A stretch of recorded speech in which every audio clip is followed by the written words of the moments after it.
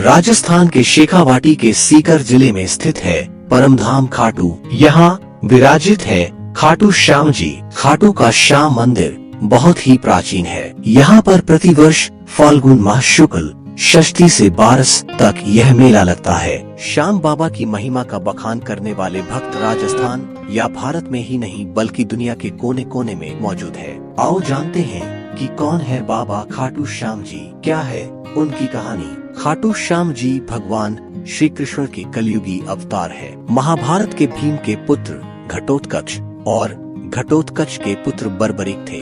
बर्बरिक को ही बाबा खाटू श्याम कहते हैं। इनकी माता का नाम हिडिंबा है। बर्बरिक दुनिया का सर्वश्रेष्ठ धनुर्धर थे। बर्बरिक के लिए 3 बाण ही काफी थे, जिसके बल पर वे कौरवों और पांडवों की पूरी सेना को समाप्त कर सकते थे। युद्ध के मैदान में भीम पौत्र बर्बरिक दोनों खेमों के मध्य बिंदु एक पीपल के वृक्ष के नीचे खड़े हो गए और यह घोषणा कर डाली कि मैं उस पक्ष की तरफ से लड़ूंगा जो हार रहा होगा।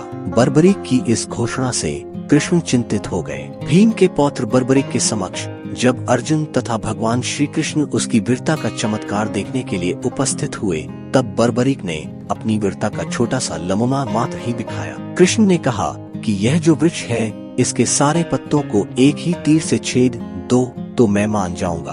बर्बरिक ने आज्ञा लेकर तीर को वृक्ष की ओर छोड़ दिया। जब तीर एक एक कर सारे पत्तों को छेदता जा रहा था, उसी दौरान एक पत्ता टूटकर नीचे गिर पड़ा। कृष्ण ने उस पत्ते पर यह सोचकर पैर रखकर उसे छुपा लिया कि यह छेद होने से बच जाएगा, लेकिन सभी पत्तों को छेदता हुआ वह तीर कृष्ण के पैरों के पास आकर रुक गया। तब बर्बरिक ने कहा कि प्रभु, आपके पैर के नीचे एक पत्ता दबा है, कृपया पैर हटा लीजिए, क्योंकि मैंने तीर को सिर्फ पत्तों को छेदने की आज्ञा दे रखी है, आपके पैर को छेदने की नहीं। उसके इस चमत्कार को देखकर कृष्ण चिंतित हो गए। भगवान श्री कृष्ण यह बात जानते थे कि बर्बरिक प्रतिज्ञावश हारने वाले का साथ देगा। यदि कौरव हारते हुए नजर आए तो फिर पांडवों के लिए संकट खड़ा हो जाएगा, और यदि जब पांडव बर्बरिक के सामने हारते नजर आए तो फिर वह पांडवों का साथ देगा। इस तरह वह दोनों ओर की सेना को एक ही तीर से खत्म कर देगा। तब